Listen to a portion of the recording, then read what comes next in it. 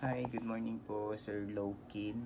Sir, ito po yung actual video test ng order nyo. Gigabyte GeForce GTX 1050 2GB.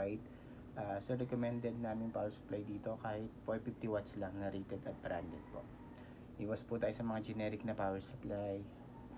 Lagi po namin na-advise. Rated at branded lang po gamitin natin.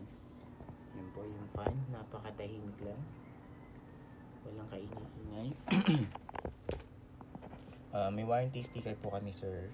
Yan, bawal po alisin yan or buksan yung video card para hindi po ma-void yung warranty. Pag may any issue po, message nyo lang po kami agad. May warranty naman po kayo. Yan, serial number niya. Yan, okay. Ito po sa per-mark test. Yan. Time running niya po dito sa per-mark test natin. 3 minutes, 35 seconds na. Reading niya po. Yung graph, napaka-stable lang, straight na straight lang po yan. Ito naman po, reading ng MSI Afterburner, yung GPU, RAM. Ito po yung buong screen, wala pong kahit na anong issue, walang random restart or random shutdown, walang hang and freeze, wala din pong BSOD or garbage display na lumalabas. Napaka-smooth and stable lang po niya, Sir Lokin. Yan.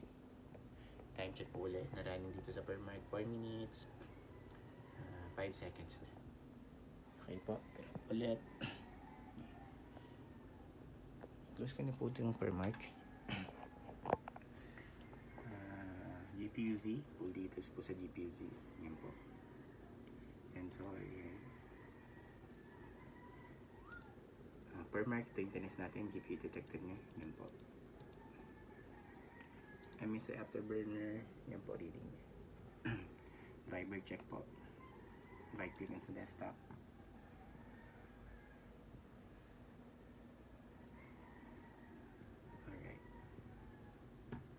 System information.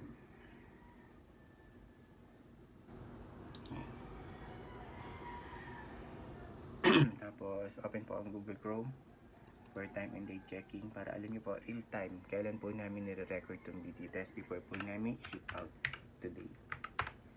Yan. Yan, 6:54 AM Friday, December 19, 2025. Yan po yung current date and time natin ngayon before po namin i-ship out. Tinest muna namin. Okay, isa pa. PH time na. And actually, pag nag-Google search kayo, meron namin agad dyan lalabas. So, tayo. Yan, same lang po. Yan. Pag gusto nyo po i-double check, ito po yung website para ma-legit check nyo at kung real time ba talaga. Yan. And then, ito po. Isa. Okay. Yun lang po, Sir Lokin. Yan, shutdown ko na to para ma-ship out na po namin today. Yan, yung fan po nakita nyo naka-stop.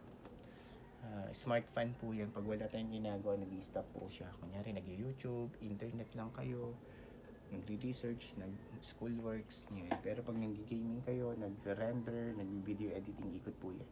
Smart fan po yung tawag dyan. Hindi po siya sira. Baka lang po magtaka kayo. Yung fan buong buo po, walang sira. Tapos yun po ulit, yung warranty sticker namin, bawal po alisin or buksan yung video card. Pag may any issue, message nyo lang po kami. May warranty po kayo. Yan. Void po yung warranty pag inalis po yung warranty sticker namin at binuksan yung video card. Serial number niya. Recommended power supply po, 450 watts rated at branded lang po. Yun lang po, Sir Loki. Thank you. Bye.